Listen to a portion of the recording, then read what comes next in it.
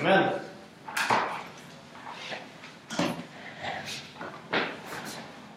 Hello, John. Oh, how's it going? Good. How about yourself? Very good. I take it you had no troubles finding the office? No, found it very well. Traffic was good, I see. Yep, traffic was fine, made it on time, yes. That's what we like to hear.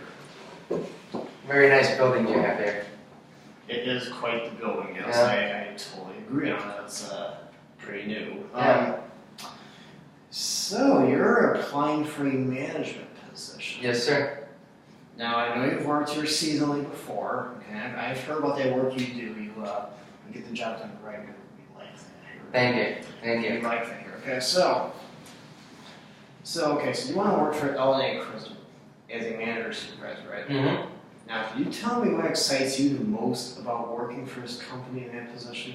I like seeing work being done correctly.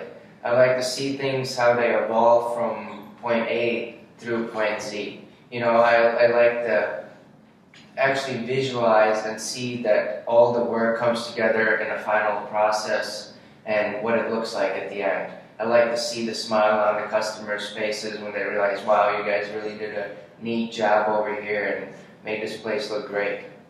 That's what I try to get out of it. Sounds like you've got quite the attention to detail. Yeah, attention to detail. I'm motivated for that kind of things.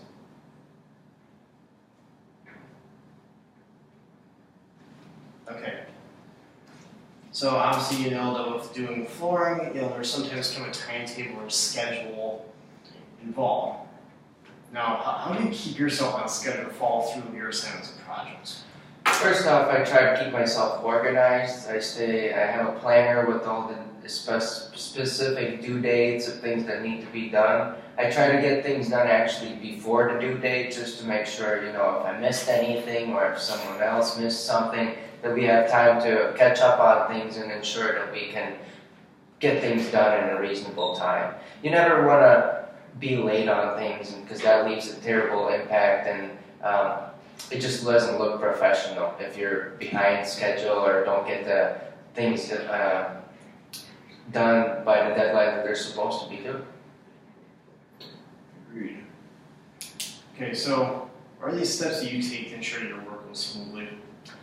Like I said, I keep a very organized schedule. I communicate with a lot of other people, with all the parties that are included. I try to keep in touch with them to make sure that they're on track as well as I'm on track. I make sure that we have all the materials, tools, chemicals, anything basically needed to get the job done. I try to make sure that we have that prior of beginning the project.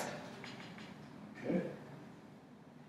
And can you describe for me what bothers you the most in a job?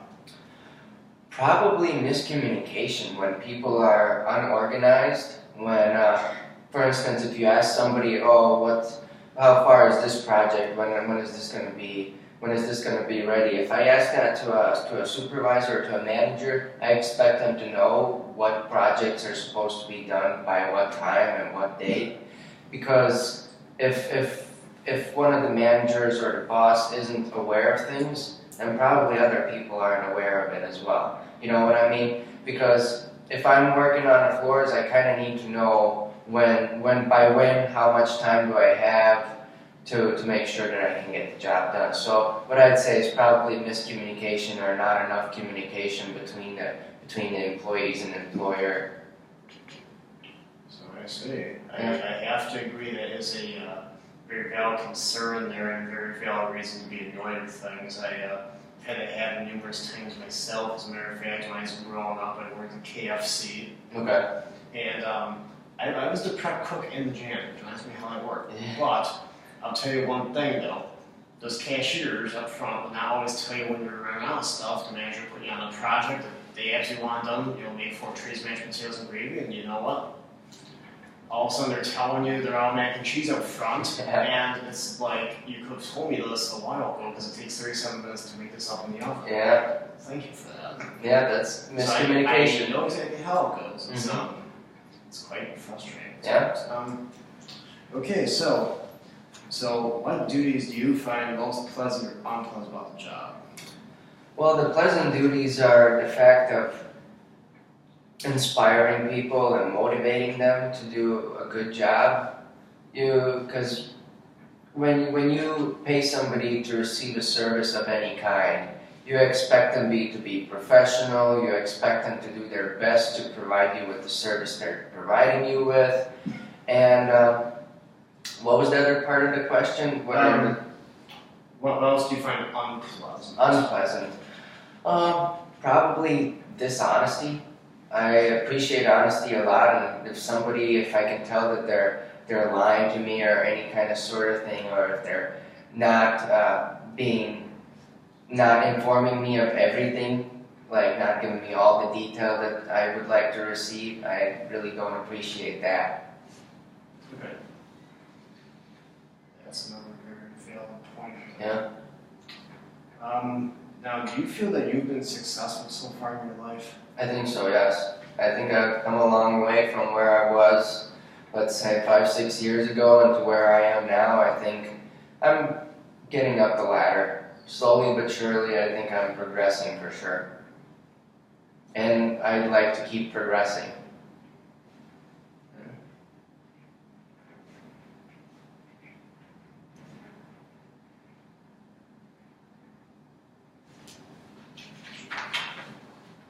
Let's see. Okay, so what are your current and future ambitions?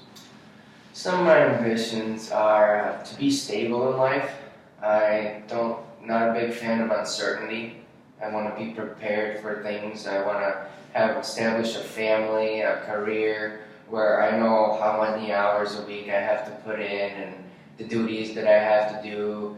Because I like to stay organized, I want to kind of be in control of my life. That's basically, I want to enjoy my weekends and work hard on my weekdays, spend some time with the family, be surrounded by good people who are, highly motivated and educated, and we're all just progressing towards our goals, basically. Yeah.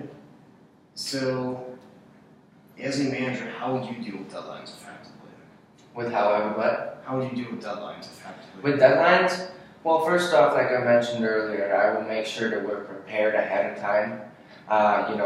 Having all the tools and machinery on the object on the starting day, not the day after when we're supposed to start, but on the day that we are starting, to make sure that all the workers are there on time, that they know which project they have to be at, so they're not walking around with their hands in their pockets. I want them to know specific job that is expected of them and the time that they're given to do that job.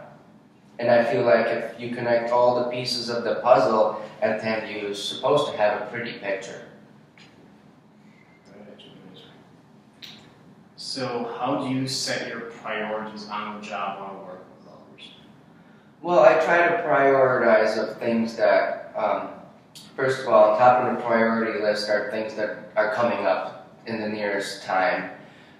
Let's say a project is due a week from now and another project is due a month from now. I will make sure that the project a week from now has all the attention needed provided for it, that all the workers, if a worker gets sick or two of them get sick, we make sure that we pull a person or two from another project to make sure that that deadline is coming up in a week to ensure that project will be done. I will take the extra steps to contact people and make sure if they're available to move from place to place and that sort of kind of things. Mm-hmm. Okay. All right, so tell me about some of your work experiences under pressure.